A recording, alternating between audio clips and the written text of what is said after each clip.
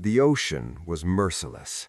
Towering waves, violent storms, and months of uncertainty awaited anyone who dared sail beyond the known world. Ships vanished, crews disappeared, and yet again and again European sailors pushed into these waters. Because somewhere beyond these seas lay the most valuable commodities in the world: spices. Pepper, cinnamon, and cloves transformed food, preserved meat, and became symbols of wealth across Europe.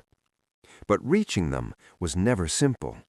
For centuries, the spice trade flowed through a vast global network that Europeans did not control. Spices were harvested in South and Southeast Asia. Indian merchants carried them to coastal markets. Arab traders transported them across the Indian Ocean. From there, caravans moved the goods across deserts to the Mediterranean. Finally, cities like Venice sold these spices across Europe at enormous profits. Each step added value. Each trader increased the price. By the time spices reached Europe, they were worth fortunes. And yet, Europeans remained dependent on a system controlled by others. Dependence meant vulnerability. So in the late 15th century, one small kingdom decided to challenge this system: Portugal.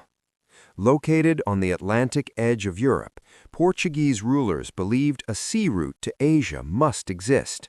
If they could reach the spice markets directly by ship, they could bypass every middleman in the network.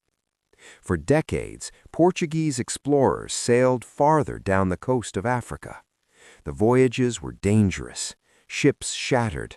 Unknown waters terrified crews. But eventually, the Portuguese pushed farther south. Then, in 1498, a navigator named Bartolomeu Dias achieved something remarkable. He sailed around the southern tip of Africa. For the first time, Europeans knew that the Atlantic Ocean connected to the Indian Ocean. The gateway to Asia had been found. Nearly a decade later, Portugal launched a new expedition. At its head was a determined commander: Vasco da Gama. In 1497, da Gama's fleet left Lisbon and sailed south along the African coast. Months passed at sea. Storms battered the ships as they rounded the Cape of Good Hope. But eventually, the fleet entered the Indian Ocean. Then, in 1498, Vasco da Gama arrived in India. For the first time in history, Europeans had reached the spice markets of Asia directly by sea. The global trade system had just changed forever. But Portugal quickly realized something important. Discovering the route was only the beginning. The real power came from controlling it. Portuguese fleets began sailing regularly between Lisbon and the Indian Ocean.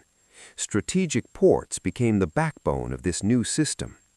Portugal established fortified bases in places like Goa, Hormuz, and Malacca. These locations were not chosen by accident. They controlled critical choke points along the world's most valuable trade routes. Portuguese warships patrolled the seas. Merchants often needed Portuguese permission to trade. Gradually, the open trading network of the Indian Ocean began transforming into something very different: a maritime empire.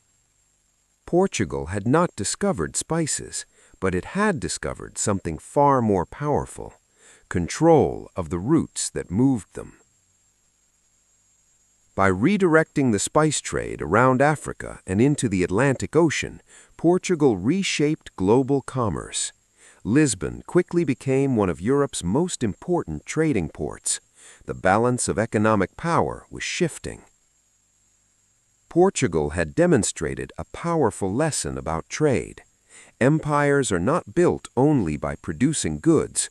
They are built by controlling the systems that move those goods across the world. Trade routes create leverage. Infrastructure creates control, and control creates power. But Portugal's dominance would not last forever. Soon, another rising power would study this system, refine it, and transform trade into something even more powerful. Not an empire ruled by a king, but an empire run by a company. The Dutch East India Company, the world's first corporate empire.